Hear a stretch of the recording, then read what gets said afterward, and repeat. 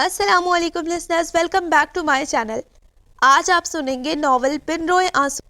تو چلیے شروع کرتے ہیں ہمارا آج کا یہ ناول۔ لیکن اس سے پہلے اگر آپ نے میرے چینل کو سبسکرائب نہیں کیا تو please subscribe the channel and hit the bell icon. تو چلیے شروع کرتے ہیں ہمارا آج کا ایپیسوڈ۔ وہ لوگ ہاسپٹل پہنچ گئے تھے۔ وہ پاگلوں کی طرح ادھر ادھر دیکھ رہی تھی۔ اسے نہ کچھ دکھائی دے رہا تھا نہ کچھ سنائی دے رہا تھا۔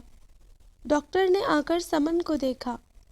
وہ منتظر تھی کہ ابھی وہ اسے ٹریٹمنٹ دینا شروع کرے گا، ان لوگوں سے کہے گا کہ فکر کی کوئی بات نہیں، مگر وہ اسے ٹریٹمنٹ نہیں دے رہا تھا۔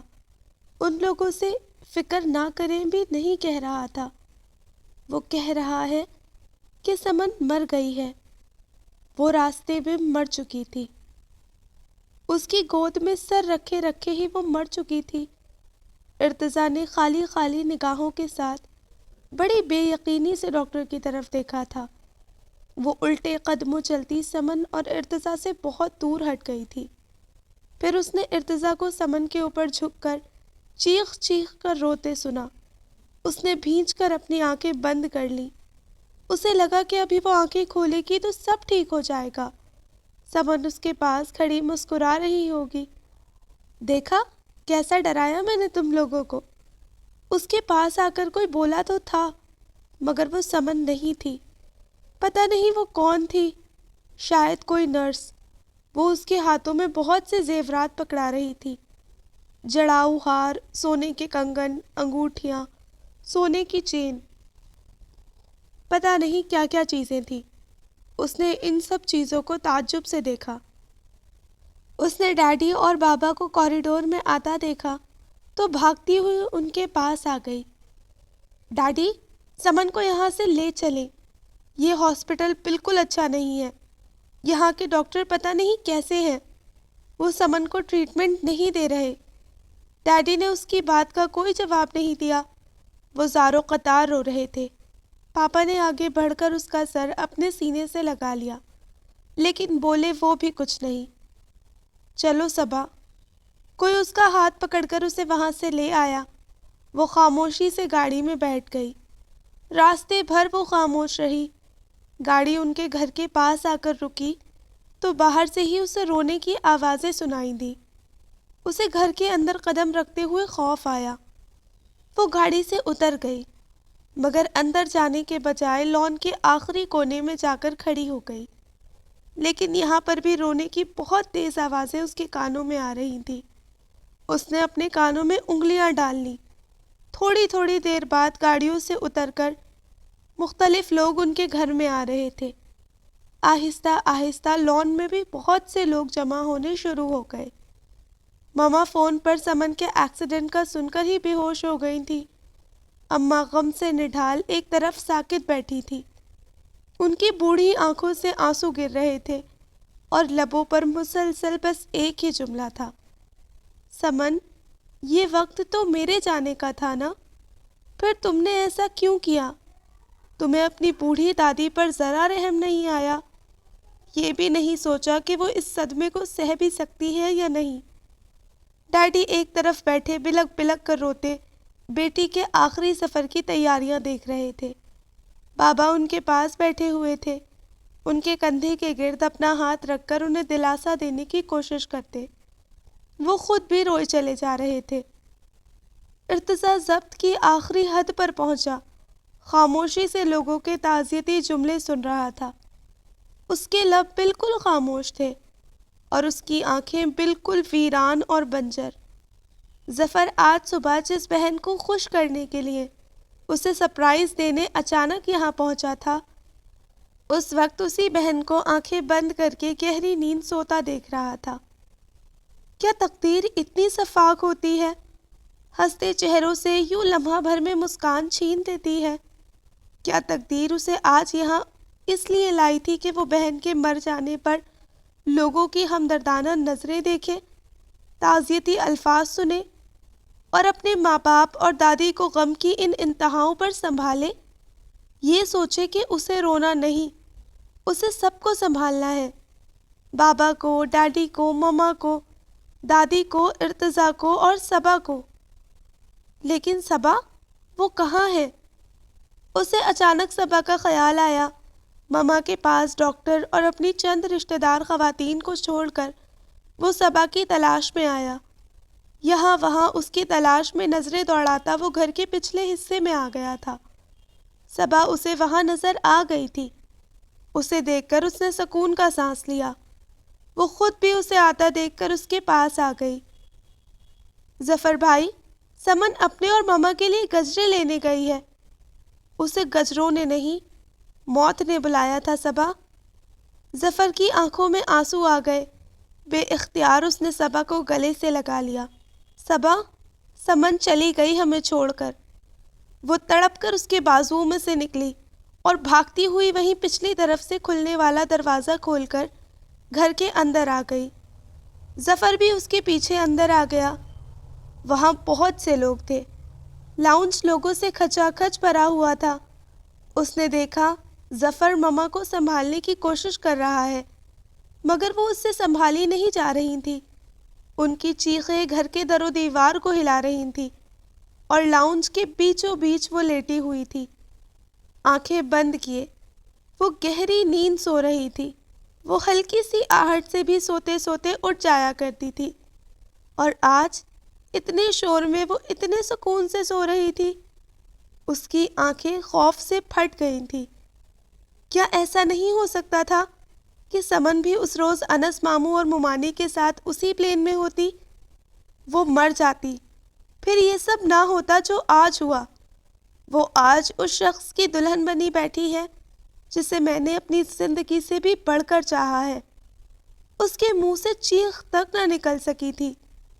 وہاں جتنے لوگ رو رہے تھے، بین کر رہے تھے، ان کی وہ سب آوازیں اس روتی ہوئی آواز کے آگے دب گئی تھیں۔ اسے اب لاؤنج میں سوائے سمن کے کوئی نظر نہیں آ رہا تھا۔ وہ دونوں وہاں تنہا تھیں۔ اسے اب کہیں پر بھی کوئی آواز سنائی نہیں دے رہی تھی سوائے اس ایک روتی آواز کے۔ وہ سمن کے بالکل پاس آ گئی تھی۔ پھر اس نے دیکھا سوتے سوتے ایک دم سمن نے اپنی آنکھیں کھول دی ہیں۔ وہ اسی کی طرف دیکھ رہی ہے۔ تمہیں میرا آنا برا لگا تھا نا؟ تم سوچتی تھی کہ سمن یہاں پر کیوں آ گئی ہے؟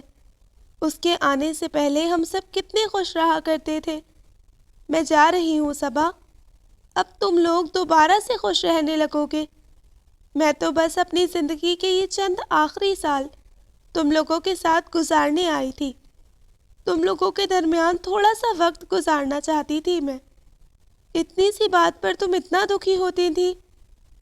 میں اس محبت سے دستبردار ہو گئی ہوں۔ اب میں کبھی تمہاری بچپن کی محبت پر اپنا حق نہیں جتاؤں گی۔ تمہاری محبت صرف تمہاری ہے۔ اس نے رونا چاہا، مگر اس کی آنکھوں سے ایک آنسو بھی نہیں نکل سکا۔ وہ جس طرح بول نہیں سکتی تھی، اسی طرح رو بھی نہیں سکتی تھی۔ اس نے دیکھا چند لوگ سمن کے پاس آئے۔ وہ اسے وہاں سے اٹھانے لگے۔ اس نے آگے بڑھ کر ان لوگوں کو روکنا چاہا، مگر اس کے پاؤں زمین کے اندر دھنس چکے تھے۔ وہ ایک قدم بھی نہیں اٹھا سکتی تھی۔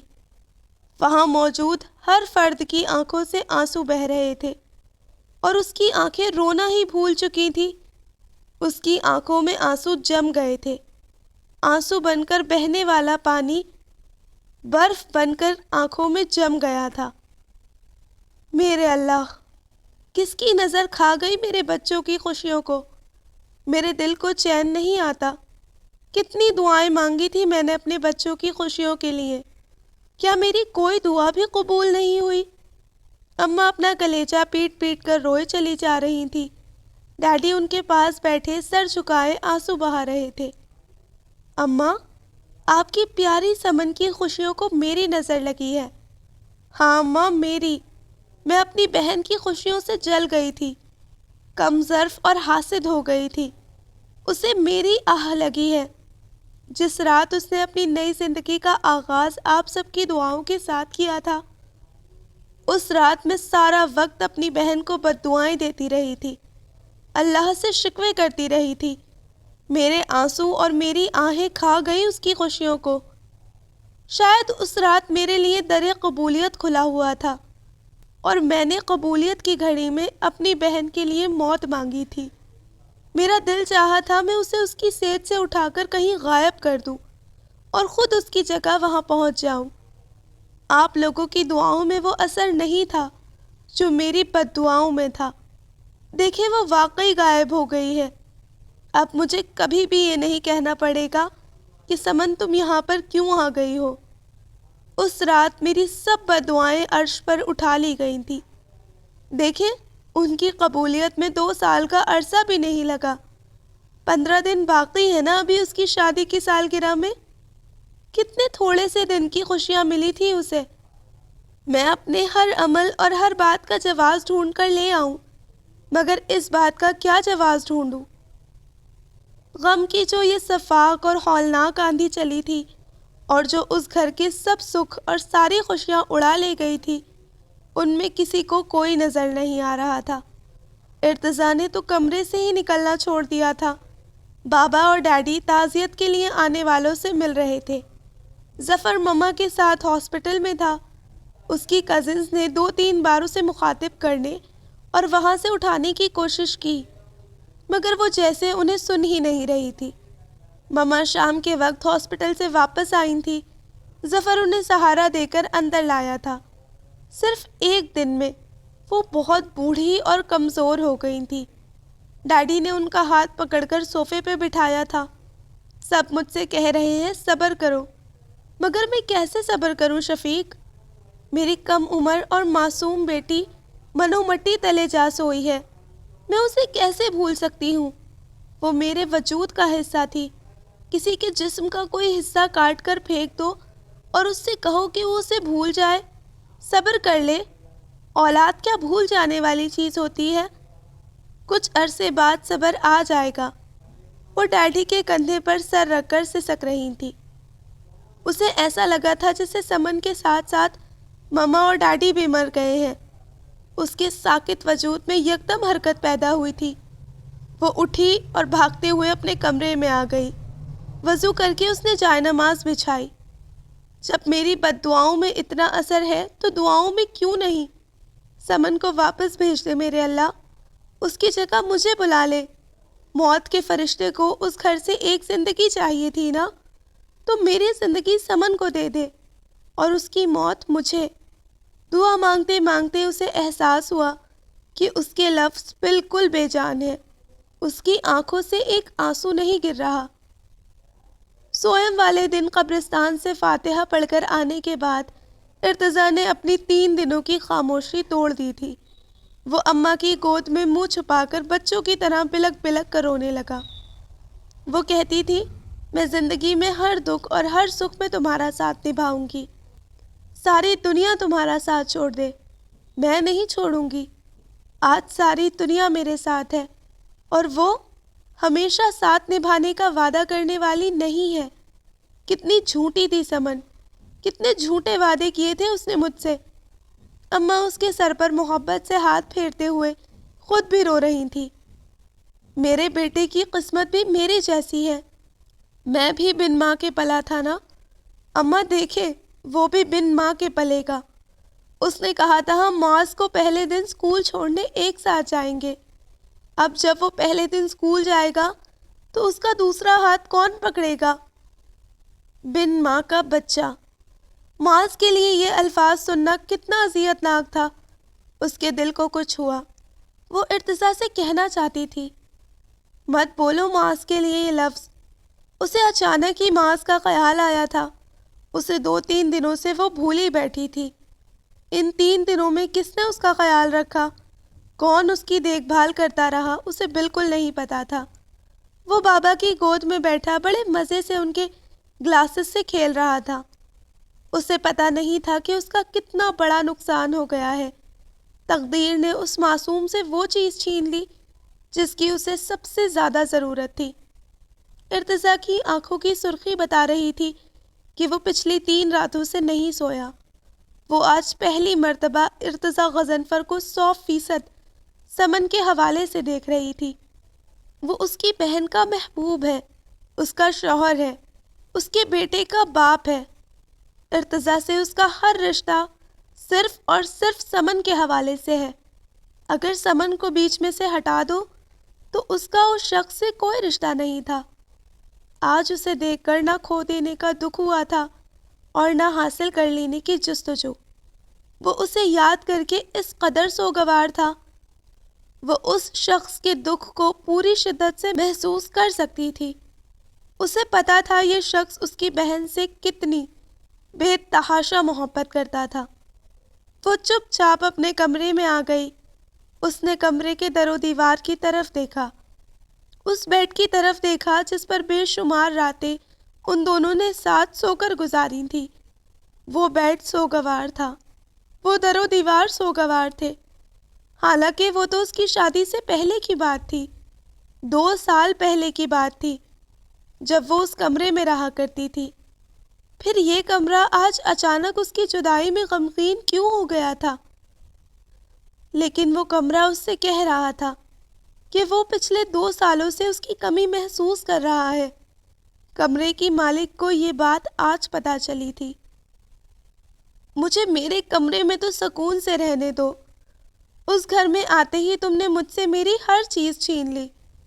اس کے کمرے نے اسے اس کی کہی ایک بات یاد دلائی۔ وہ گھبرا کر کمرے سے باہر نکل آئی۔ وہ ٹیرس پر آ کر کھڑی ہو گئی تھی۔ اس کی آنکھوں سے ایک آنسو بھی نہیں ٹپکا تھا۔ بات بات پر رو پڑنے والی صبا شفیق رونا بھول گئی تھی۔ جو برف اس کی آنکھوں میں جمی تھی اسے اب کبھی نہیں پگھلنا تھا۔ وہ جانتی تھی موسموں کی کوئی سختی اور کوئی تپش اب اس برف کو پگھلا نہیں سکتی۔ اس کے اندر ہر طرف اندھیرا ہی اندھیرا تھا۔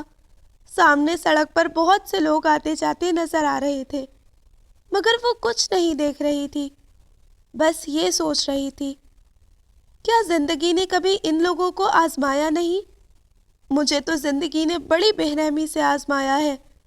مجھے میرے پیروں پر کھڑے رہنے کے قابل تک نہیں چھوڑا۔ رمشا اسے ناشتے کے لیے بلانے آئی تھی۔ وہ ڈائننگ روم میں آ گئی۔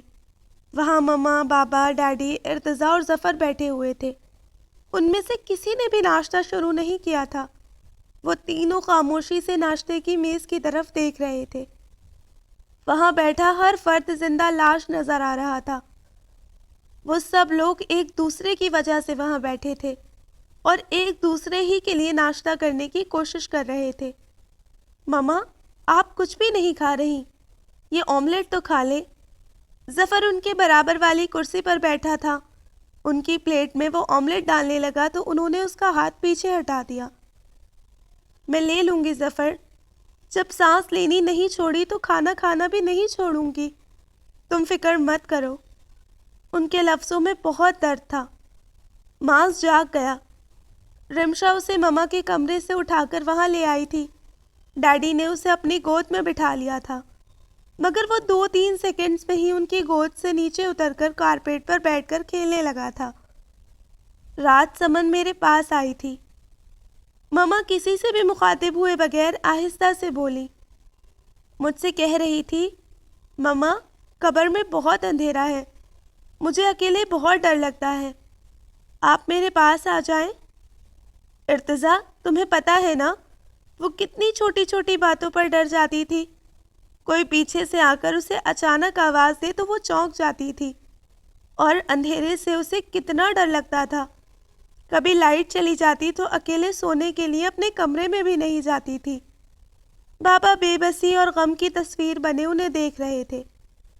ارتضیٰ نے اپنا سر اٹھا کر ان کی طرف نہیں دیکھا تھا۔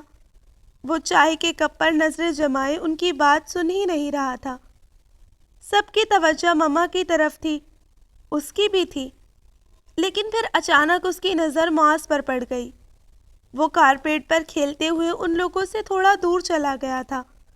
کونے میں رکھی چھوٹی سی ٹیبل کو پکڑ کر وہ کھڑا ہو گیا تھا۔ کھڑے ہونے کے بعد وہ یہ فخریہ انداز میں اپنے اس کارنامے پر مسکرایا، پھر میز پر سے اپنے دونوں ہاتھ ہٹا دیے اور بغیر سہارے کے ایک قدم بڑھایا۔ وہ چیزوں کا سہارا لے کر کھڑا ہو جایا کرتا تھا، گھٹنوں گھٹنوں اور چیزیں پکڑ کر چلنے بھی لگا تھا، مگر بغیر کسی سہارے کے یہ اس کا پہلا قدم تھا، اور اس پہلے قدم کے بعد وہ اگلے پل فوراً نیچے گر گیا تھا۔ اس کے پہلے قدم پر اسے تھام لینے والی اس کی ماں آج یہاں نہیں تھی، ورنہ کیا وہ یوں گرتا؟ وہ کیا اسے بھاگتے ہوئے جا کر پکڑ نہ لیتی؟ اسے اس پہلے قدم کا تو کس قدر انتظار تھا۔ یوں ایک دم گر پڑنے پر چوٹ تو نہیں لگی تھی، لیکن وہ پھر بھی رونے لگا تھا، شاید اپنی کوشش کی ناکامی پر۔ مما پر سے سب کی توجہ ہٹ گئی تھی، وہ ہی سب سے پہلے بھاگ کر اس کے پاس گئی تھی۔ باقی سب بھی اٹھ کر اس کے پاس چلے گئے تھے، صرف صبا اور ارتضیٰ میز پر بیٹھے رہے، مگر نظریں ان دونوں کی بھی ادھر ہی تھی۔ مما اسے گود میں لے کر پیار کرتے ہوئے چپ کرانے کی کوشش کر رہی تھی۔ اماں ماس کے رونے کی آواز سن کر اپنے کمرے سے نکل آئی تھی۔ سب اس کے ارد گرد جمع ہو گئے، اسے بہلانے لگے۔ پھر ظفر اس کا منہ ٹھیک کرنے کی خاطر اسے گھر سے باہر لے گیا۔ چلو ماس، باہر چلتے ہیں۔ باہر چلنے والی بات وہ خوب سمجھا کرتا تھا، اسی لیے فوراً اس کی گود میں چڑھ گیا تھا۔ ہر ماں اپنے بچے کے پیچھے اتنی ہی دیوانی ہوتی ہے، اتنی ہی پاگل ہوتی ہے، یہ رشتہ ہی ایسا ہے۔ وہ بغیر ناشتہ کیے میز پر سے اٹھ گئی۔ کہاں جائے وہ؟ کس جگہ؟ وہ کون سی جگہ ہوگی جہاں جا کر دل کو سکون ملے گا؟ وہ گھر کے مختلف حصوں میں چکراتی پھر رہی تھی۔ ڈھونڈا کرو گی اب تم سمن کو، آوازیں دیا کرو گی اسے۔ وہ سیڑھیوں پر گر پڑنے والے انداز میں بیٹھ گئی۔ تم نے کہا تھا نا کہ سمن تم مجھ سے کبھی ناراض نہیں ہو سکتی، اگر چاہو تو بھی نہیں۔ اس کے لبوں سے سرگوشی نما آواز نکلی۔ نہیں ہوں بابا میں تم سے ناراض، اب کب تک یہ رونی صورت بنائے رکھو گی؟ اس نے اپنے گھٹنوں پر سر رکھ دیا۔ سمن، ابھی جب تم مجھ سے ناراض ہوئی تو اتنی اجنبی لگ رہی تھی، مجھے تمہاری ناراضگی سے بہت ڈر لگا، ایسا لگ رہا تھا میں تمہیں منا ہی نہیں پاؤں گی۔ اس طرح ناراض مت ہوا کرو سمن۔ اس کے دل کی بے قراری بڑھتی جا رہی تھی۔ وہ گھٹنوں پر سر رکھے۔ تم اس طرح ناراض مت ہوا کرو سمن، کہے چلے جا رہی تھی۔ صبا، اس کے کانوں نے ڈیڈی کی آواز سنی۔ کتنے دنوں بعد آج ڈیڈی نے اسے آواز دی تھی۔ اس نے گھٹنوں پر سے سر اٹھایا۔ یہاں دھوپ میں کیوں آ کر بیٹھ گئی؟ کتنی گرمی ہو رہی ہے یہاں۔ وہ سمجھ رہے تھے کہ وہ یہاں سب سے چھپ کر اکیلی بیٹھی رو رہی ہے، مگر اس کی آنکھیں تو بالکل خشک تھی۔ وہ رو نہیں رہی تھی تو کیا ہوا؟ وہ ان کی بیٹی تھی۔ کیا اس کی آنکھ سے جھانکتا ملال اور کرب دیکھنے کی صلاحیت وہ نہیں رکھتے تھے؟ انہوں نے اسے بڑے پیار سے ہاتھ پکڑ کر اٹھایا۔ اس طرح اکیلی کیوں بیٹھ گئی بیٹا؟ اندر اپنی مما یا اماں کے پاس جا کر بیٹھ جاؤ۔ ان کے لہجے میں اس کے لیے پیار کے ساتھ ساتھ تشویش بھی تھی۔ اس کا دل چاہا وہ ڈیڈی کے سینے پر سر رکھ کر بہت سارا روئے، ان سے پوچھے، ڈیڈی زندگی اتنی بے رحم کیوں ہوتی ہے؟ آپ چلیں ڈیڈی، میں آ رہی ہوں، اس نے ان سے نظریں چراتے ہوئے کہا۔ ڈیڈی سر ہلاتے ہوئے واپس مڑ گئے تھے۔ وہ مردہ قدموں سے چلتے ہوئے اندر آ گئی۔ مما کے کمرے کے پاس آئی تو دروازہ کھلا ہوا نظر آیا۔ ملیحہ، ہمیں اپنے بچوں کی خاطر خود کو سنبھالنا ہوگا، اگر ہم یوں ہمت ہار گئے تو ہمارے بچوں کا کیا ہوگا؟ تم نے صبا کو دیکھا ہے؟ کیسی مرجھا گئی ہے میری بیٹی۔ ابھی جس طرح وہ تنہا اور اداس بیٹھی تھی، میرے دل کو کچھ ہوا تھا اسے دیکھ کر۔ ڈیڈی مما کو سمجھا رہے تھے، مان ان کی نگاہ اس پر پڑی۔ آ جاؤ صبا۔ انہوں نے اس کی خاطر مسکرانے کی کوشش کی تو وہ اپنی نظروں میں مزید گرنے لگی۔ مما نے بھی اتنے دنوں بعد اسے توجہ سے دیکھا تھا۔ کچھ کہے بغیر انہوں نے اسے اشارے سے اپنے پاس بلایا۔ وہ مما کے پاس بیڈ پر بیٹھ گئی۔ ڈیڈی بھی وہیں بیٹھے ہوئے تھے۔ اس کا اور مما کا دل بہلانے کے لیے وہ ماس کی کسی تازہ ترین شرارت کا ذکر بڑے لطف اندوز انداز میں کر رہے تھے۔ اس کا ضمیر اسے کچوکے لگاتا رہا۔ ڈیڈی، آپ اور مما سمجھ رہے ہیں، صبا کو سمن کے مرنے کا بہت دکھ ہے۔ غم کی انتہا پر پہنچ کر اس کی آنکھیں منجمد ہو گئی ہیں۔ آپ دونوں کو پتہ ہی نہیں کہ وہ غم کی وجہ سے نہیں، ضمیر کی چبھن کی وجہ سے خاموش ہو گئی ہے، اس لیے کہ یہ خواہش اس نے بارہا کی تھی، سمن کے کہیں چلے جانے کی خواہش، اس کے غائب ہو جانے کی خواہش، اس کے مر جانے کی دعائیں مانگتی تھی میں، اور اب جب وہ واقعی مر گئی تو صبا شفیق احساس جرم میں مبتلا ہو گئی ہے۔ اتنی حس شاید اس میں باقی ہے کہ وہ اپنے گناہوں پر نادم ہو سکے، مگر یہ بات وہ آپ دونوں کو بتائے گی نہیں۔ اس میں اتنی اخلاقی جرت نہیں کہ اپنی بدصورت شکل آپ لوگوں کو دکھا سکے۔ ڈیڈی ادھر ادھر کے قصے سناتے رہے تھے اور وہ خود ان دونوں سے نگاہیں ملانے کا حوصلہ نہ پا کر سر جھکائے بیٹھی رہی تھی۔ ظفر وہ 5 تصویریں ڈیولپ کروا کر لے آیا تھا جو اس روز فنکشن شروع ہونے سے پہلے کھینچی گئی تھیں۔ ان میں 4 تصویریں معاذ کی تھیں، وہ چاروں تصویریں ظفر نے کھینچی تھی، اور 5ویں تصویر وہ تھی جو زندگی کے اس گھر سے رخصت ہونے سے 45 منٹ پہلے کھینچی گئی تھی۔ جس طرح کیمرے کی آنکھ سب سے خوبصورت منظر کو ہمیشہ کے لیے قید کر سکتی ہے، کاش اسی طرح وقت بھی قید کیا جا سکتا۔ وہ تصویر اس سے بھی بڑھ کر اچھی آئی تھی جتنی کہ اس سے فرمائش کی گئی تھی۔ ارتضیٰ نے اس تصویر پر صرف ایک نظر ڈالی اور وہاں سے اٹھ گیا۔ اس نے تصویر اپنے ہاتھوں میں نہیں لی تھی، وہ وہاں سے چلا گیا تھا۔ مما اس تصویر کو چومتے ہوئے رو رہی تھی۔ پھر مما کے کہنے پر ظفر نے وہ تصویر انلارج کروائی تھی اور بہت خوبصورت سے فریم میں جڑوا کر مما ہی کی خواہش پر اسے لاؤنج میں لگا دیا تھا۔ مما گھنٹوں بیٹھ کر اس تصویر کو تکتی رہتی تھی۔ رات کے 2 بج رہے تھے، وہ جاگی ہوئی تھی۔ معاذ کے رونے کی ہلکی سی آواز اس کے کمرے تک پہنچ رہی تھی، مگر وہ بے حس سے انداز میں لیٹی چھت کو گھورے جا رہی تھی۔ معاذ کو گود میں اٹھا کر مما اس کے کمرے میں آ گئی۔ شکر ہے صبا تم جاگی ہوئی ہو، ذرا دیکھو اسے، شاید تمہارے پاس آ کر چپ ہو جائے۔ میں کتنی دیر سے اسے بہلانے کی کوشش کر رہی ہوں، سمجھ میں نہیں آ رہا یہ اتنا کیوں رو رہا ہے۔ پتہ نہیں یہ بھوک کی وجہ سے رو رہا ہے یا اس کے کہیں درد ہو رہا ہے۔ میں نے فیڈر منہ میں دینے کی کوشش کی مگر اس نے نہیں لیا۔ ان کی آنکھیں بھیگی ہوئی تھیں۔ روتے ہوئے معاذ کو اور اس کی فیڈر کو انہوں نے اس کی گود میں ڈال دیا اور خود بھی بیڈ پر اس کے پاس بیٹھ گئی۔ اتنے دنوں سے معاذ کو مما ہی سنبھال رہی تھی، آج پتہ نہیں اسے کیا ہوا تھا جو وہ یوں چیخ چیخ کر رو رہا تھا۔ تم میں کیا ہے صبا؟ میرا دل خود بخود تمہاری طرف کھنچتا ہے۔ اسے اس ننھے سے وجود میں سے بڑی مانوس سی خوشبو آئی۔ اس نے اسے بھینچ کر اپنے سینے سے لگا لیا۔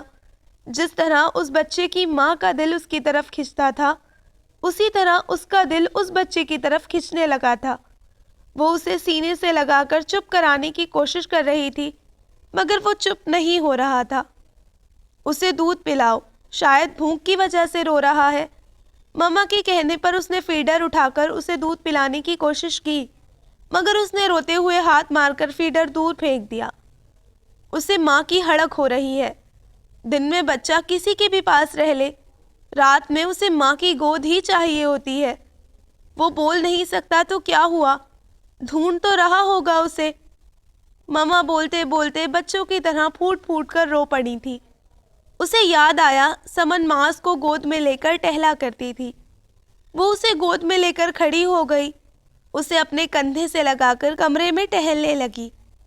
اپنا ایک ہاتھ وہ بڑی آہستگی سے اس کی کمر پر پھیر رہی تھی اور دوسرا اس کے بالوں پر، لیکن سمن اسے ٹہلاتے وقت کچھ گنگناتی بھی تو تھی۔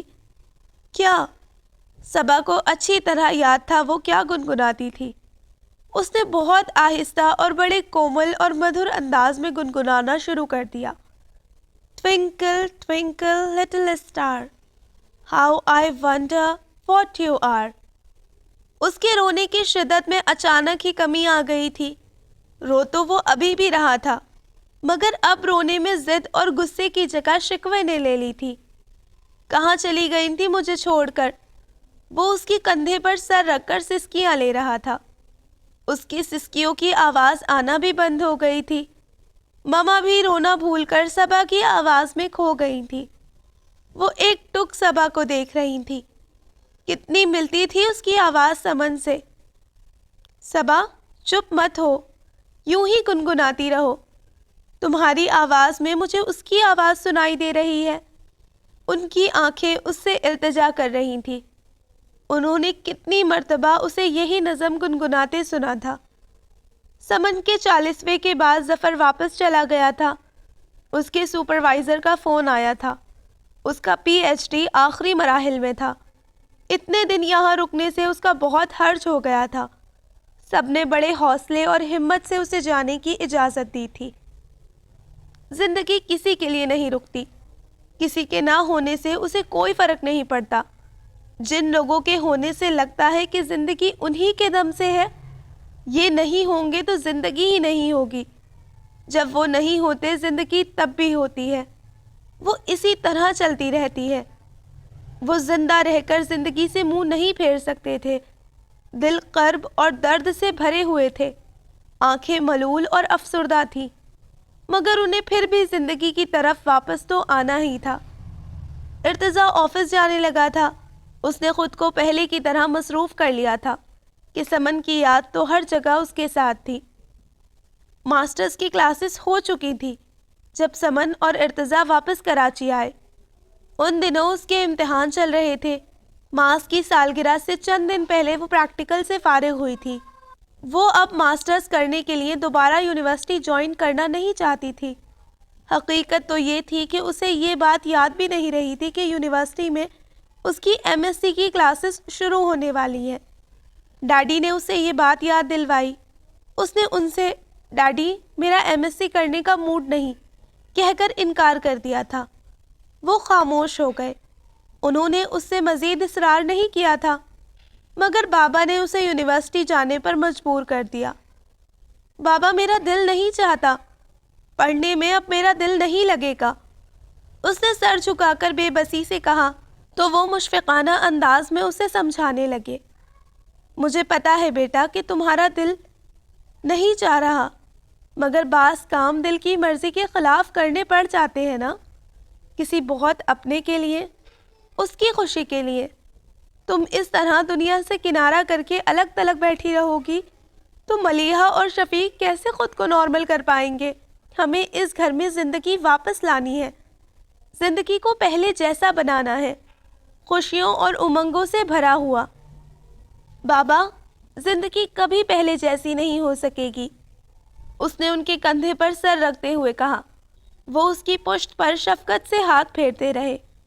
اس نے بابا کی بات مان لی تھی، ان کا مان رکھ لیا تھا. وہ ہر روز خود کو زبردستی گھسیٹ کر یونیورسٹی لے کر جاتی.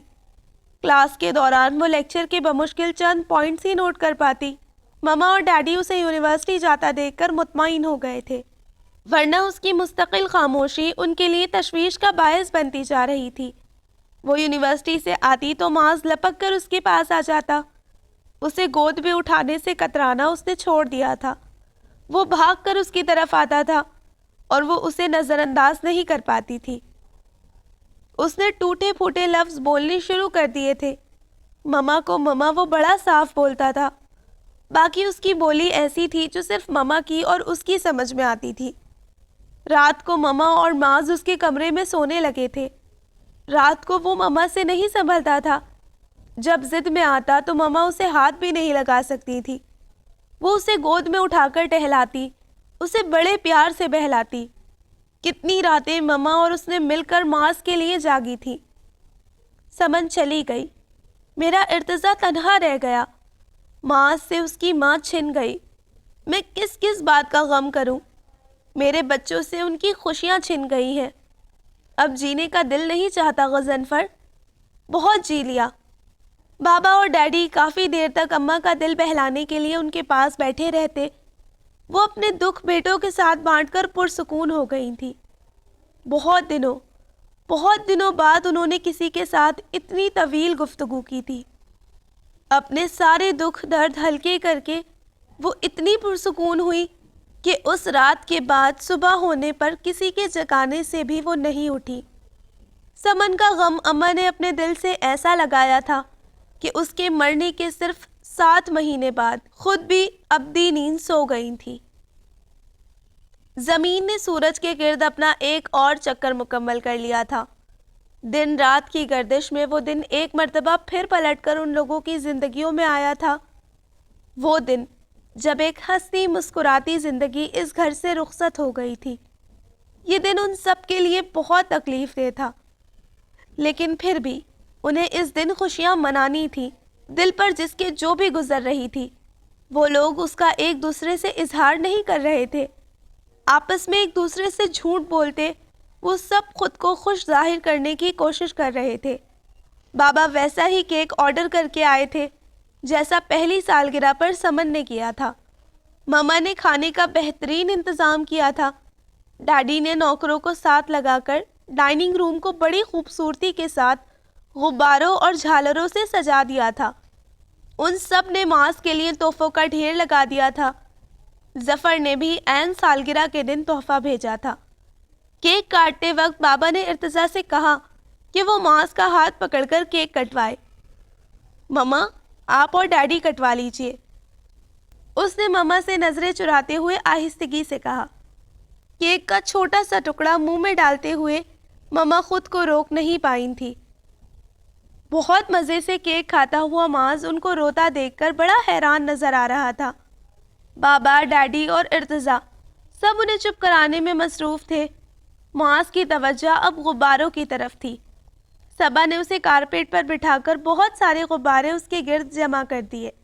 وہ اتنے سارے رنگین غباروں کو دیکھ کر بہت خوش تھا۔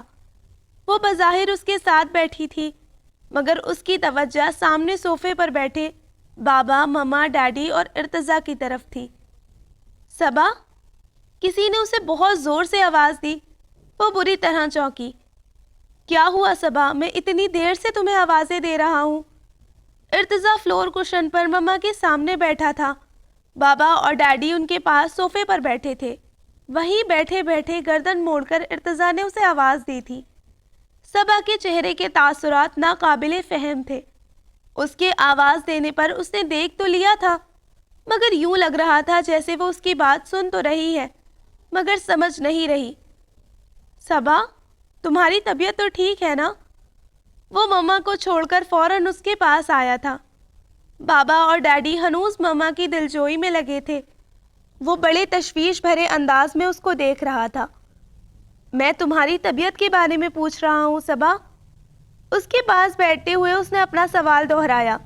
میں ٹھیک ہوں ارتضیٰ بھائی، اس نے ماس پر نظریں مرکوز رکھتے ہوئے آہستگی سے جواب دیا۔ جب رونا آئے تو رو لینا چاہیے، نہ رونا بہادری نہیں۔ غم اپنے اندر جمع کرتے رہنے سے دل پر بہت بوجھ پڑ جاتا ہے۔ تم مما اور ڈیڈی کی وجہ سے نہیں روتی، ان کے سامنے نہیں روتی، مگر میرے سامنے تم رو سکتی ہو۔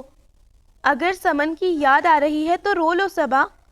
مجھے پتا ہے تم دونوں ایک دوسرے کی بہن سے زیادہ دوست تھی، بہت محبت کرتی تھی وہ تم سے۔ تم اس محبت کو مس کرتی ہو صبا۔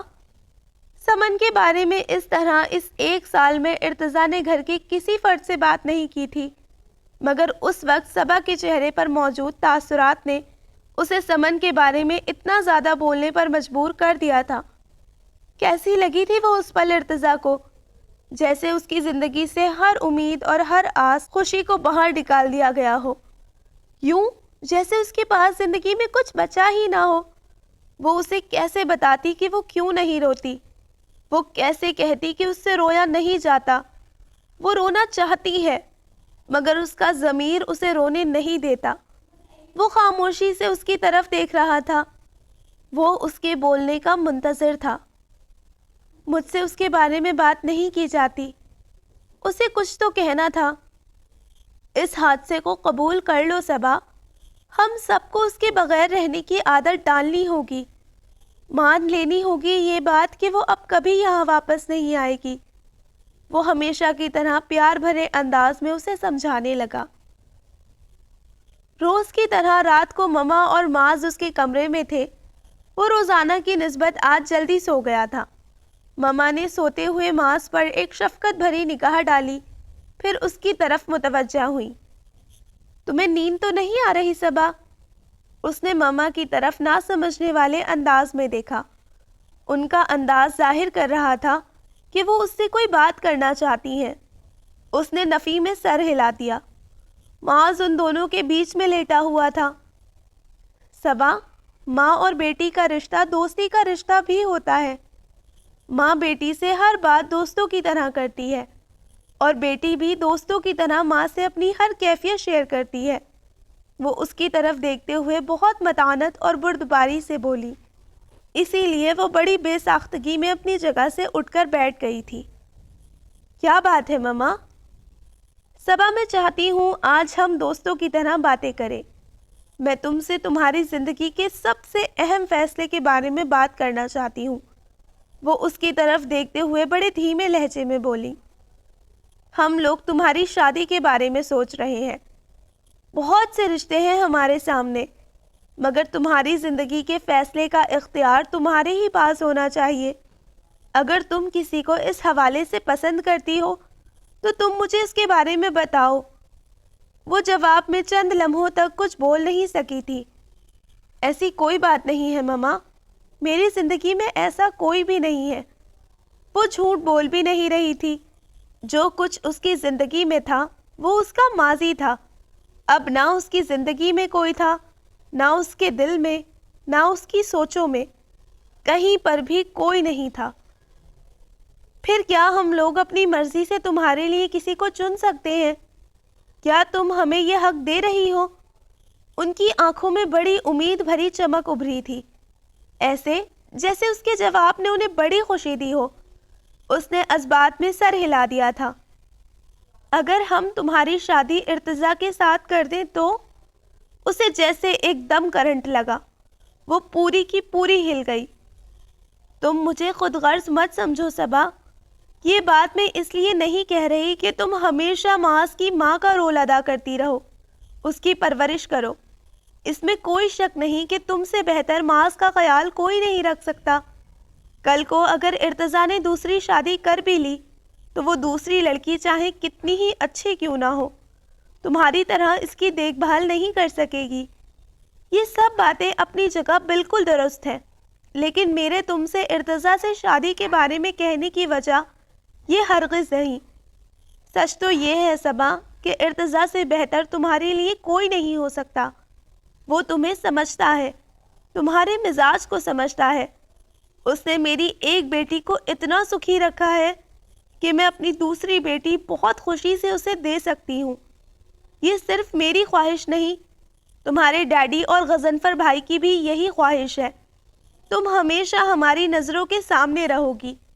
معاذ کو ماں کا پیار مل جائے گا ہمیشہ کے لیے۔ ارتضیٰ کا گھر پھر سے آباد ہو جائے گا۔ وہ بہت سنجیدگی سے اسے اپنی بات سمجھانے کی کوشش کر رہی تھی۔ آپ کیسی باتیں کر رہی ہیں ماما؟ کتنی دیر بعد وہ خود کو بولنے پر آمادہ کر پائی۔ اس سے اپنا جھکا ہوا سر اٹھایا نہیں جا رہا تھا۔ صبا، ارتضیٰ بہت اچھا ہے، وہ میری نظروں کے سامنے پل کر بڑا ہوا ہے، میں نے اس میں کوئی برائی نہیں دیکھی۔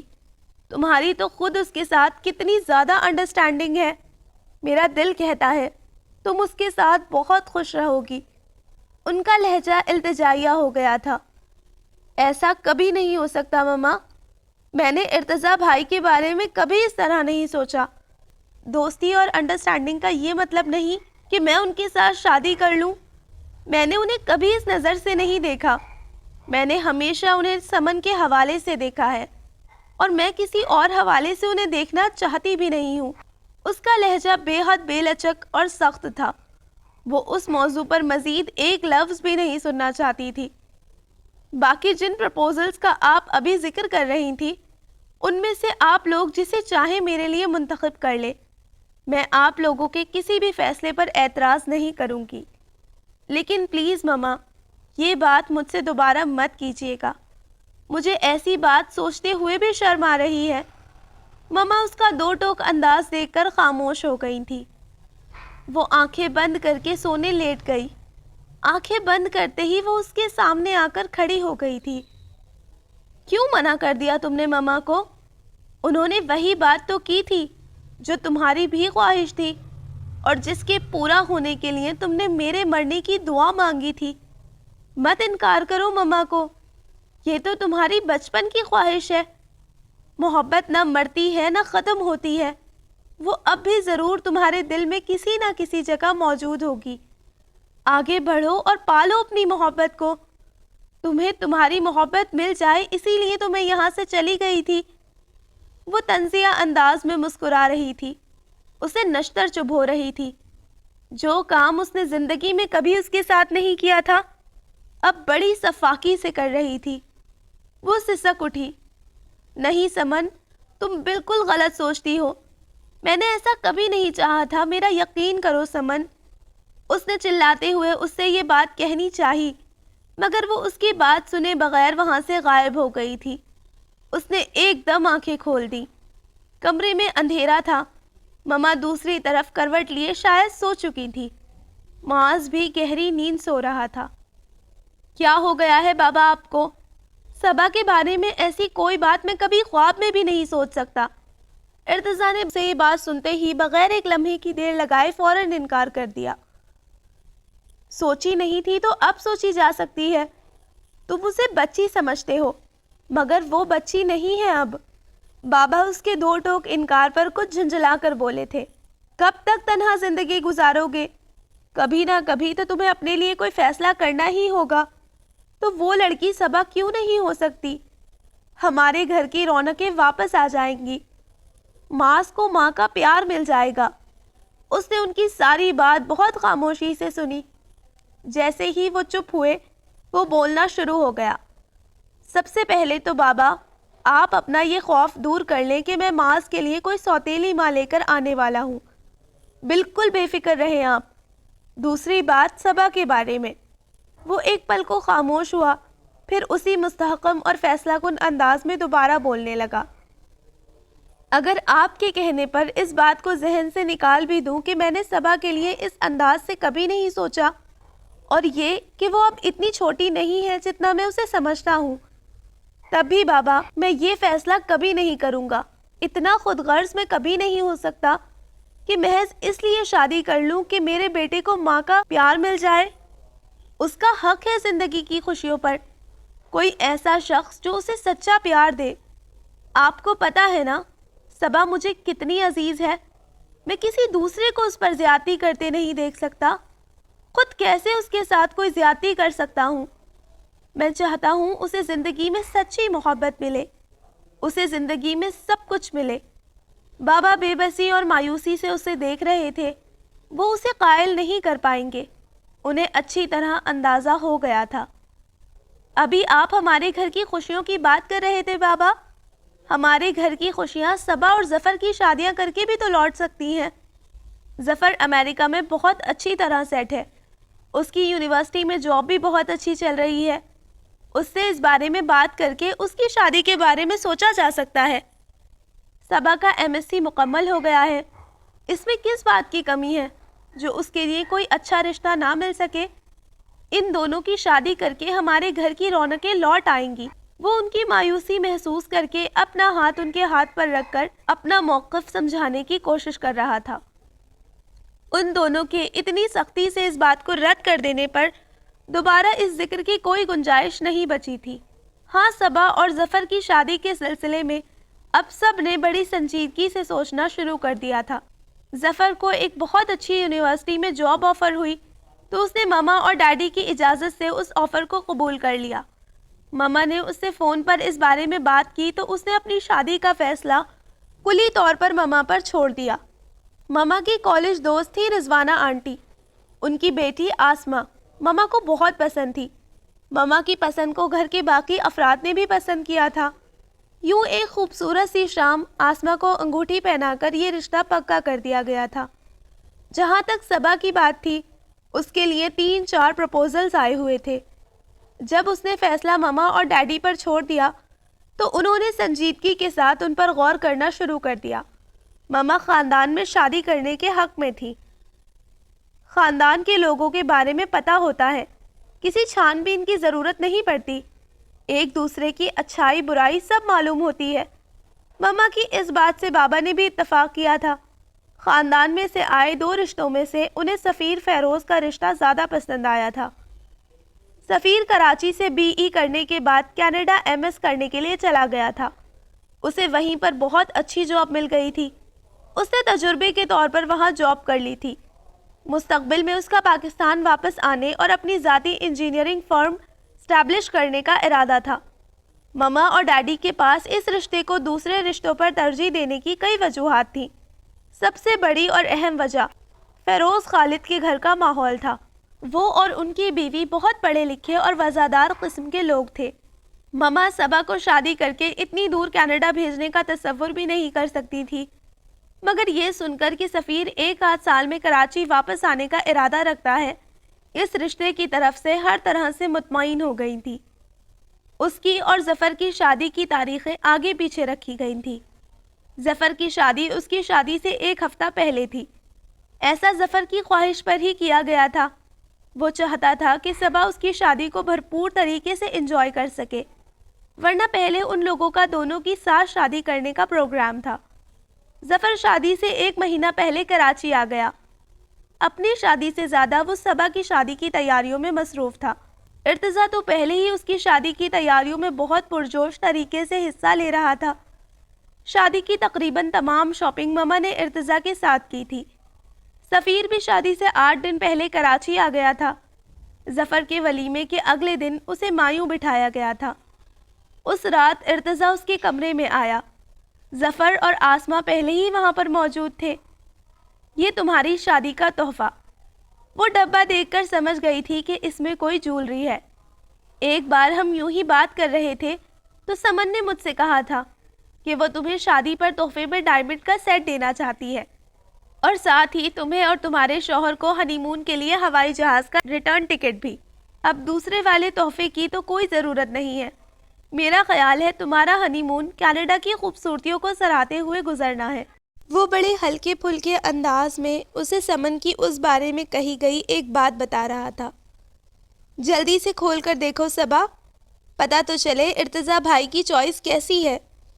آسمہ سیٹ دیکھنے کے لیے بہت متجسس نظر آ رہی تھی۔ وہ بظاہر آسمہ کے ساتھ سیٹ دیکھنے لگی تھی، لیکن اندر ہی اندر ارتضیٰ کی باتوں نے اسے بہت ڈسٹرب کیا تھا۔ اس وقت جب کہ وہ کوئی تکلیف دہ بات نہیں سوچنا چاہتی تھی، وہ اسے یہ بتا رہا تھا کہ سمن اس کے بارے میں کیا سوچا کرتی تھی، وہ اس کے لیے کیا کیا خواب دیکھا کرتی تھی، اس کے لیے صبا شفیق کے لیے جو اس کے آگے سوچنے کی اس کی ہمت نہیں ہوئی تھی۔ یہ تمہاری چمچی شادی کے بعد بھی اپنے سارے مسئلے لے کر تمہارے پاس آیا کرے گی۔ سفیر تو دیکھنا چند مہینوں میں ہی تم سے چڑھنے لگے گا۔ ظفر بہت عرصے بعد اس کے ساتھ چھیڑ چھاڑ کرنے کے موڈ میں تھا۔ صبا میرے ساتھ اپنی کوئی بات شیئر نہیں کرتی۔ بہت بڑی ہو گئی ہے صبا، اس نے مجھ سے اپنی فیلنگز چھپانا سیکھ لی ہیں، ارتضیٰ نے ظفر سے شکوہ کرنے والے انداز میں کہا تھا۔ یہ اطلاع میرے لیے تو بڑی خوش آئند ہے، یعنی میں یہ توقع کر سکتا ہوں کہ اب اگر کبھی میں اور تم کسی مقابلے میں آمنے سامنے آئے تو یہ بیر جعفر اپنے سگے بھائی کو فیور کرے گی۔ ظفر آج واقعی پرانے موڈ میں تھا، شاید وہ اسے ہنسانا چاہتا تھا۔ جو وقت گزر چکا تھا اسے کچھ دیر کے لیے واپس لانا چاہتا تھا۔ کافی دیر تک وہ تینوں اس کے کمرے میں بیٹھے رہے۔ وہ اس کی چھیڑ چھاڑ کے جواب میں بجائے لڑنے کے مسکرا رہی تھی۔ وہ بھائی کی خواہش پوری کرنا چاہتی تھی، مگر اس کے ساتھ لڑائی جھگڑا اور بحث کرنے والی صبا کو وہ کہاں سے ڈھونڈ کر لاتی؟ وہ صبا تو عرصہ ہوا کہیں کھو گئی تھی۔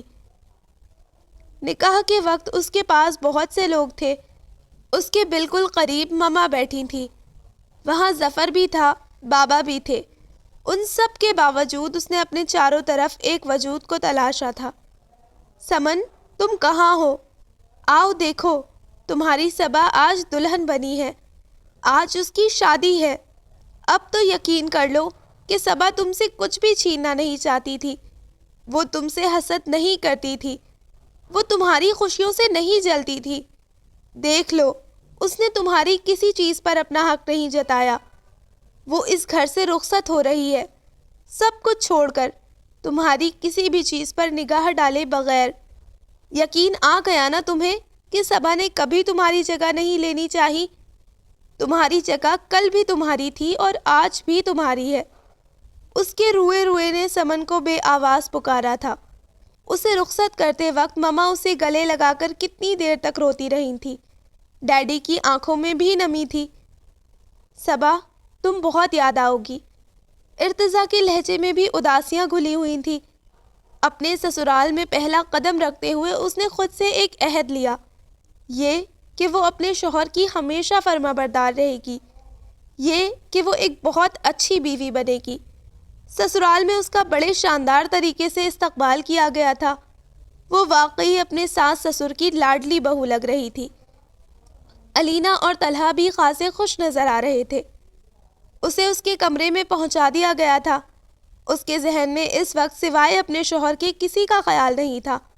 اس کا سر جھکا ہوا تھا، لیکن وہ محسوس کر سکتی تھی کہ وہ ایک ایک قدم اٹھاتا اسی کی طرف آ رہا ہے۔ وہ بیڈ کے پاس آ کر رک گیا۔ وہ اس سے صرف ایک قدم کے فاصلے پر کھڑا تھا اور بہت گہری نگاہوں سے اسے دیکھ رہا تھا۔ وہ اپنے چہرے پر اس کی نگاہوں کی تپش محسوس کر رہی تھی۔ چند سیکنڈ وہ اسی طرح کھڑا اسے دیکھتا رہا، پھر اس نے بغیر کچھ کہے ایک نیلے رنگ کا مخملی جیولری کیس اس کے پاس بیڈ پر رکھ دیا۔ وہ ابھی اس کی اس حرکت پر حیران ہو ہی رہی تھی کہ وہ اس کے پاس سے ہٹ گیا۔ اس نے بے ساختہ اپنا جھکا ہوا سر اٹھا کر پہلی مرتبہ اس کی طرف دیکھا۔ اس کی صبا کی طرف پشت تھی۔ اس نے ڈریسنگ ٹیبل پر سے سگریٹ کا پیکٹ اور لائٹر اٹھایا اور پھر اس کی طرف دیکھے بنا سلائیڈنگ ڈور کھول کر باہر بالکنی میں چلا گیا۔ بالکنی میں جانے کے بعد اس نے سلائیڈنگ ڈور واپس بند نہیں کیا تھا۔ بالکنی میں مکمل اندھیرا تھا، مگر کمرہ تو پوری طرح روشن تھا۔ وہ اسے بہت آرام سے دیکھ سکتی تھی اور وہ اسے دیکھ بھی رہی تھی۔ وہ ریلنگ پر بازو ٹکائے اسموکنگ کر رہا تھا۔ وہ سمجھ نہیں پا رہی تھی سفیر کے رویے کو۔ اسے یہ بھی سمجھ میں نہیں آ رہا تھا کہ اب اسے کیا کرنا چاہیے۔ وہ کھڑے کھڑے تھک گیا تو کرسی سے ٹیک لگا کر بیٹھ گیا۔ رات کا باقی حصہ اس نے کرسی پر بیٹھ کر سگریٹ پیتے ہوئے گزارا۔ وہ ویسے ہی بیٹھی اس کی طرف دیکھتی رہی، جبکہ وہ اس کی طرف بالکل بھی متوجہ نہیں تھا۔ صبح کے قریب اس کی آنکھ لگ گئی تھی اور وہ اسی کرسی سے ٹیک لگائے سو گیا تھا۔ اذان ہوئے بہت دیر ہو چکی تھی جب اچانک اس کی آنکھ کھلی۔ وہ آہستگی سے بیڈ پر سے اٹھی۔ ڈریسنگ ٹیبل کے سامنے کھڑی ہو کر وہ آہستہ آہستہ اپنی ساری جیولری اتار رہی تھی۔ کسی لڑکی کے ساتھ شادی کی پہلی رات اس کا شوہر ایسا سلوک کرے اور وہ روئے بھی نہ، کتنی ناممکن بات ہے۔ اس نے اپنی آنکھوں کو آئینے میں بغور دیکھا۔ ان میں ہلکی سی بھی نمی نہیں تھی، یوں جیسے اسے اس بات کا احساس ہی نہیں کہ اس کی انسلٹ کی گئی ہے، اس کے وقار کو ٹھیس پہنچائی گئی ہے۔ جیولری اتارنے کے بعد وہ ڈریسنگ روم میں چلی گئی۔ اس نے کپڑے بدلے، پھر وضو کیا۔ جائے نماز اسے ڈریسنگ روم میں رکھی مل گئی تھی۔ وہ سر پر نماز کے لیے دوپٹہ اوڑھتی ڈریسنگ روم سے باہر نکلی تو نظریں سیدھی سفیر پر پڑی۔ وہ کمرے میں واپس آ چکا تھا۔ وہ اس کے بالکل سامنے صوفے پر بیٹھا تھا۔ اس نے بھی کچھ چونک کر اسے دیکھا۔ مجھے نماز پڑھنی ہے، قبلہ کس طرف ہے؟ اس نے سفیر کی طرف دیکھتے ہوئے بہت عام سے اور جذبات سے عاری انداز میں پوچھا۔ وہ بہت بری طرح چونک گیا۔ اس کے پاس آ کر اس نے جائے نماز اس کے ہاتھ سے لی اور خود ہی بچھا دی۔ وہ جائے نماز بچھا کر ہٹا تو وہ فوراً نماز پڑھنے کھڑی ہو گئی۔ وہ واپس صوفے پر بیٹھ گیا تھا۔ نماز پڑھ کر جائے نماز طے کرتے ہوئے وہ واپس مڑی تو سفیر کو اپنی ہی طرف دیکھتا ہوا پایا۔ وہ بہت غور سے اسے دیکھ رہا تھا۔ میں تم سے کچھ بات کرنا چاہتا ہوں۔ اس کا لہجہ بے تاثر تھا۔ سفیر نے اسے اشارے سے صوفے پر بیٹھنے کے لیے کہا۔ میں جو باتیں تم سے کرنے والا ہوں وہ تمہارے لیے یقیناً بہت تکلیف دہ ہوں گی، مگر جھوٹ اور منافقت سے میں سخت نفرت کرتا ہوں۔ وہ اس کی طرف دیکھتے ہوئے سنجیدگی سے بولا، کل رات تم مجھے بہت بری لگ رہی تھی، لیکن اس وقت مجھے تمہیں دیکھ کر احساس ہو رہا ہے کہ اس سارے قصے میں میرے علاوہ اگر کسی پر ظلم ہوا ہے تو وہ تم ہو۔ تمہارا اور تمہاری فیملی کا کوئی قصور نہیں۔ تم لوگوں کے ساتھ زیادتی ہوئی ہے۔ اس قصے کے اصل مجرم میرے والدین ہیں۔ وہ بہت صاف گوئی سے بولا۔ وہ خاموشی سے اس کی طرف دیکھتی رہی۔ پاپا کہتے ہیں انہوں نے آج سے کئی سال پہلے تمہیں اپنی بہو کے طور پر پسند کر لیا تھا۔ ہم لوگ تمہارے گھر کسی فنکشن میں گئے تھے، تب ممی نے مجھے تمہیں دکھاتے ہوئے بتایا تھا۔ اس وقت میری زندگی میں ایسا کوئی نہیں تھا جس کی وجہ سے میں تمہارے لیے انکار کر دیتا۔ مجھے بھی تم اچھی لگی تھی۔ میری رضامندی لینے کے بعد ممی نے تمہارے گھر والوں سے رشتے کی بات کی، مگر تمہارے گھر والوں نے انکار کر دیا۔ میرے حساب سے وہ بات وہیں پر ختم ہو گئی تھی، مگر میں جانتا نہیں تھا کہ یہ بات ختم نہیں ہوئی ہے۔ اس کے لہجے میں غصہ چھلکنے لگا۔ میں ماسٹرز کرنے کینیڈا چلا گیا۔ وہاں مجھے مارگریٹ ملی۔ وہ بھی میری طرح سول انجینئر تھی۔ یونیورسٹی میں میرے ساتھ MS کر رہی تھی۔ مجھے یہ اعتراف کرنے میں کوئی آر نہیں کہ خوبصورتی سے میں بے شک بہت سی لڑکیوں کی متاثر ہوا ہوں، مگر محبت مجھے صرف مارگریٹ سے ہوئی۔ وہ ایک انگریز فیملی سے تعلق رکھتی ہے۔ اس کے والد اپنے بزنس کی وجہ سے برسوں پہلے انگلینڈ چھوڑ کر کینیڈا سیٹل ہو گئے تھے۔ بہت کنزرویٹو قسم کی انگلش فیملی سے تعلق ہے اس کا۔ اس کے یہاں بہت سی ایسی باتیں بری سمجھی جاتی ہیں جنہیں مغربی کلچر میں برائی سمجھا نہیں جاتا۔ میں نے اسے پرپوز کیا، اور جب اس نے میرے پرپوز کا ہاں یا نہ میں جواب دینے کا فیصلہ اپنے والدین پر چھوڑا تو میں حیران رہ گیا۔ وہ مجھے اپنے پیرنٹس سے ملوانے لے گئی۔ وہ لوگ مجھ سے ملے اور میں انہیں پسند بھی آ گیا۔ وہ لوگ چاہتے تھے کہ مجھ سے شادی کے لیے ان کی بیٹی اپنا مذہب نہ بدلے، مگر میں نے مارگریٹ سے صاف کہہ دیا کہ اگر وہ واقعی مجھ سے محبت کرتی ہے اور شادی کرنا چاہتی ہے تو اسے مسلمان ہونا ہوگا۔ وہ مجھ سے اتنی محبت کرنے لگی تھی کہ یہ بات مان گئی۔ اس نے اپنے والدین کو بھی منا لیا۔ میں جانتا تھا میرے اس فیصلے سے میرے والدین کو اختلاف ہوگا۔ وہ ایک انگریز لڑکی کو چاہے وہ کتنی ہی اچھی فیملی سے تعلق کیوں نہ رکھتی ہو، بہو بنانے کے لیے خوشی خوشی تیار نہیں ہو سکتے۔ ممی پاپا کے ساتھ ہم بہن بھائیوں کے ہمیشہ دوستانہ تعلقات رہے تھے۔ انہوں نے ہمیں ہماری زندگی کا ہر فیصلہ خود کرنے کی آزادی دی تھی۔ ان سب باتوں کو ذہن میں رکھتے ہوئے میرا خیال تھا کہ تھوڑی بہت بحث و تکرار کے بعد میں انہیں منا لوں گا۔ میں نے پاپا کو فون پر مارگریٹ کے بارے میں بتایا تو وہ غصے سے پاگل ہو گئے۔ میں نے انہیں قائل کرنے کی بہت کوشش کی، مگر وہ نہ مانے، اور میں انہیں ناراض کر کے شادی نہیں کرنا چاہتا تھا۔ میں نے ممی پاپا کو بھی اپنے پاکستان آنے کا بتا دیا، اور یہی میری سب سے بڑی غلطی تھی۔ والدین بھی کبھی اولاد کے خلاف اس طرح سازش کر سکتے ہیں؟ میں سوچ بھی نہیں سکتا تھا۔ انہوں نے مجھے بتائے بغیر تمہارے گھر رشتے کی بات کی اور جھٹ پٹ شادی کی تاریخ بھی طے کر لی۔ میں انہیں ہر قیمت پر منا لینا چاہتا تھا، اسی لیے میں نے اپنے پاکستان آنے سے پہلے مارگریٹ سے باقاعدہ اسلام قبول کرنے کے لیے کہا۔ میرے ساتھ اسلامک سینٹر جا کر اس نے باقاعدہ اسلام قبول کر لیا۔ وہ اب مسلمان ہو چکی ہے۔ اس کا نیا نام سمیہ ہے۔ اسے پتا تھا میں اپنے والدین کو ہماری شادی کے لیے منانے جا رہا ہوں۔ وہ بہت خوش تھی۔ ہم نے مستقبل کے کتنے حسین خواب دیکھے تھے۔ ایئرپورٹ پر وہ مجھے سی آف کرنے آئی تھی۔ گھر پہنچتے ہی میں حیران رہ گیا۔ یہاں ایسی تیاریاں ہو رہی تھیں جیسے کوئی شادی ہونے والی ہے۔ مجھے تھوڑی ہی دیر میں حقیقت پتہ چل گئی۔ ان کا پلان 100% کامیاب رہا تھا۔ شادی کے کارڈ سب جگہ بٹ چکے تھے۔ دوسرے شہروں سے کتنے رشتہ دار ہمارے گھر میں میری آمد سے پہلے شادی میں شریک ہونے کے لیے موجود تھے۔ گھر میں اتنے مہمان تھے کہ میں اپنے باپ سے لڑ بھی نہیں سکتا تھا۔ سب لوگ مجھے میری شادی کی مبارکباد دے رہے تھے، اور میں حیرت سے سب سن اور دیکھ رہا تھا۔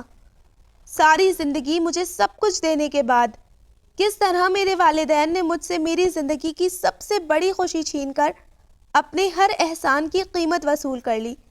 میں نے پاپا سے اس ظلم پر احتجاج کیا تو وہ دو ٹوک انداز میں بولے، ہم نے تمہاری رضامندی کے بعد شفیق سے اس کی بیٹی کے رشتے کی بات کی تھی، لیکن وہ بات تو تبھی ختم ہو گئی تھی۔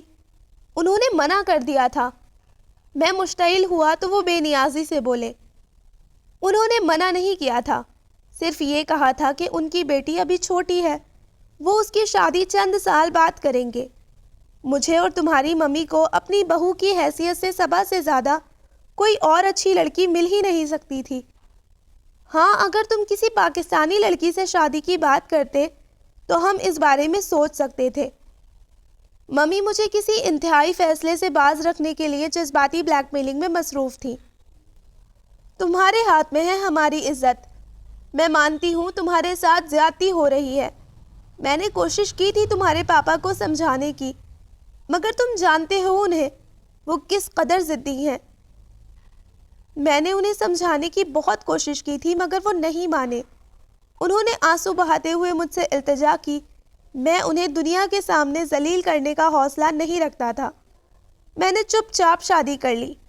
مجھے یہ بات سوچتے ہوئے شرم آ رہی ہے کہ اب میں سمیہ کا سامنا کیسے کروں گا۔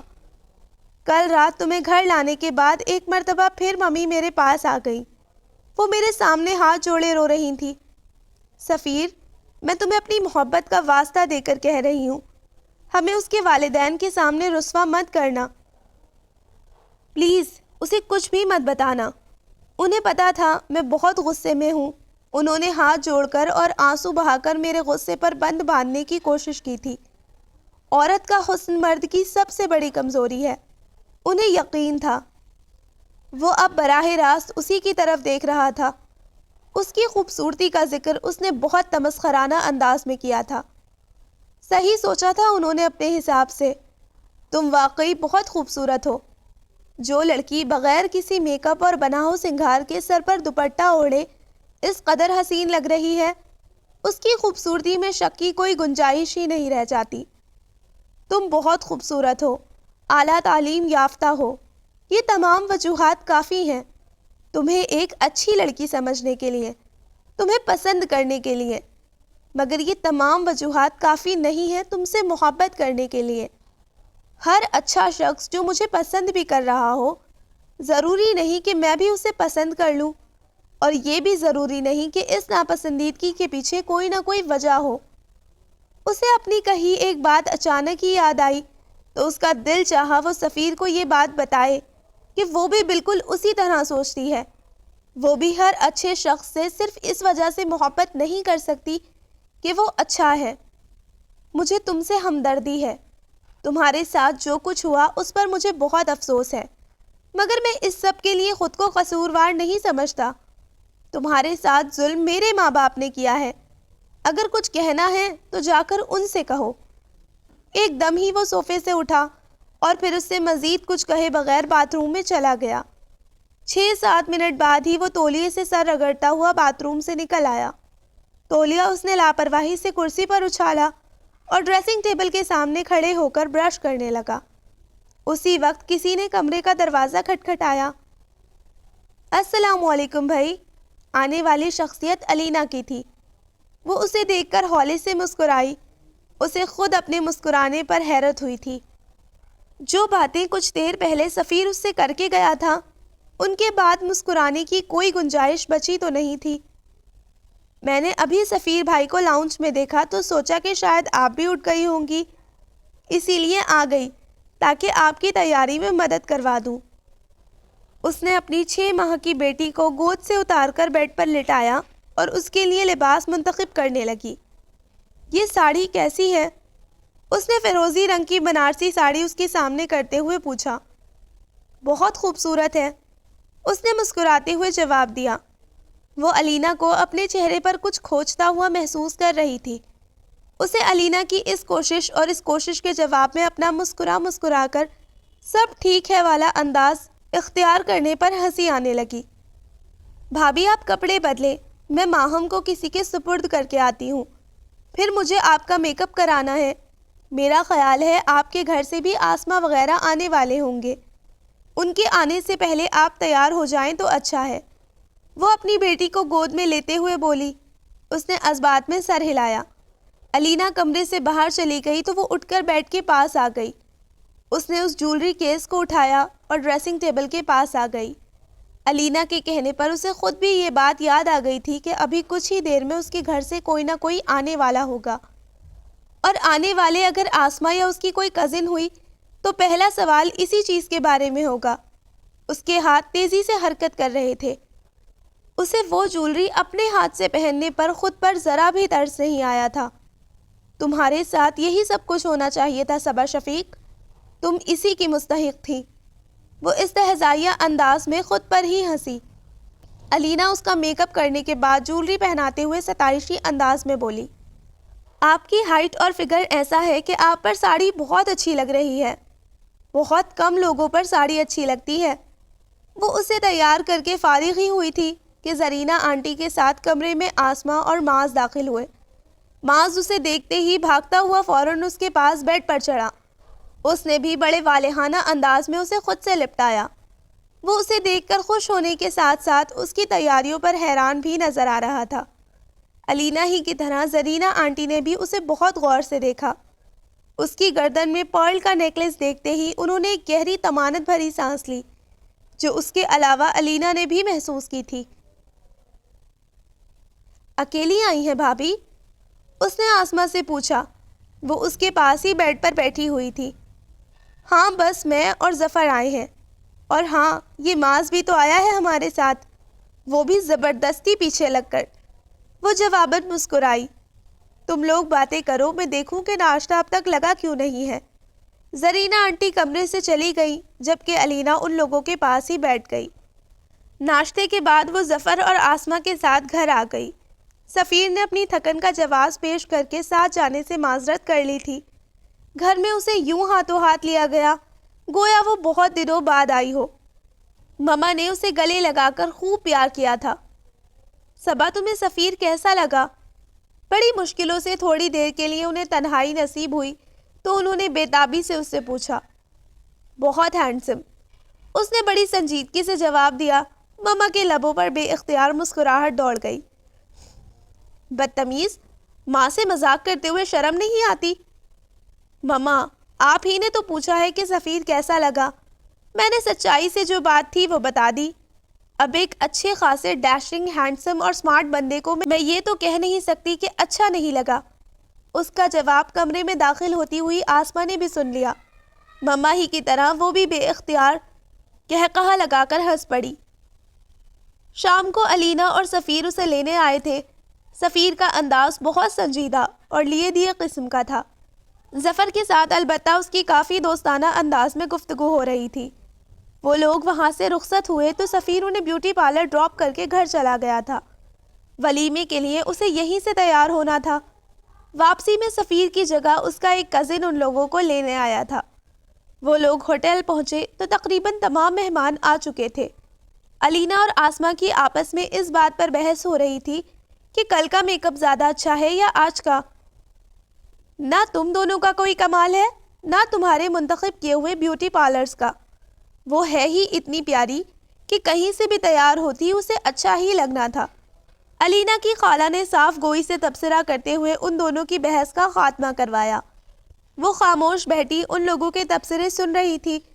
فنکشن ختم ہونے پر جب آہستہ آہستہ تمام مہمان رخصت ہو گئے اور صرف گھر کے افراد اور خاندان کے قریبی لوگ وہاں رہ گئے تو زرینہ آنٹی سفیر سے بولی، تم اور صبا گھر چلے جاؤ، ہم لوگوں کو ابھی آدھا پون گھنٹہ اور لگے گا۔ صبا بیٹھے بیٹھے تھک گئی ہوگی۔ مما نے سچ کہا تھا، اس کی ساس واقعی اسے بہت چاہتی تھی۔ انہیں اتنی مصروفیت میں بھی اس کی تھکن کی فکر تھی۔ تم نے کیا سوچا؟ سفیر نے اس پر نظر ڈالے بغیر سنجیدگی سے پوچھا۔ آپ نے کیا سوچا؟ اس کے سوال کے جواب میں اس نے بھی سوال ہی کیا تھا۔ اسے اس سے اس برجستگی کی توقع نہیں تھی، لہٰذا بڑی حیرت سے اس کی طرف دیکھا۔ میرے پیرنٹس نے مجھ سے پوچھنے کے بعد آنٹی انکل کو ہاں کہی تھی۔ انہوں نے میری رضامندی سے میرا رشتہ طے کیا۔ مجھے اس شادی پر کوئی اعتراض نہیں تھا۔ اعتراض آپ کو ہے۔ آپ کی ناپسندیدگی کے باوجود بھی یہ شادی ہو چکی ہے۔ اب آگے کے بارے میں اہمیت میرے سوچنے کی نہیں، آپ کے سوچنے کی ہے۔ وہ اس کی طرف دیکھتے ہوئے بے حد سپاٹ انداز میں بولی۔ So listeners, this was the end of the بن روئے آنسو ایپیسوڈ نمبر 7۔ انشاءاللہ کل ملتے ہیں ایپیسوڈ نمبر 8 کے ساتھ۔ تب تک اپنا خیال رکھیے، دعاؤں میں یاد رکھیے۔ اللہ حافظ۔